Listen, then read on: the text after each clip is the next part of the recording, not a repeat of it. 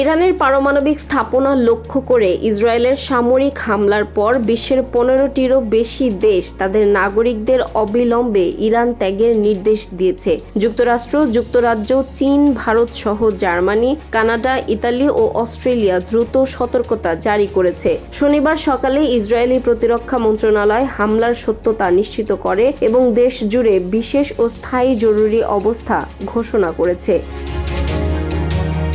এই পরিস্থিতি উদ্ভূত হয়েছে জেনেভায় ইরান ও যুক্তরাষ্ট্রের মধ্যে টানা 5 দফা পরমাণু সংলাপ ব্যর্থ হওয়ার পর। সংলাপের সময় ইরানের ইউরেনিয়াম মজুত ও ক্ষেপণাস্ত্র প্রকল্প নিয়ে কোনো চূড়ান্ত সমঝোতা সম্ভব হয়নি। মার্কিন প্রেসিডেন্ট ডোনাল্ড ট্রাম্পও সংলাপের ফলাফলে তার চরম অসন্তুষ্টি প্রকাশ করেন।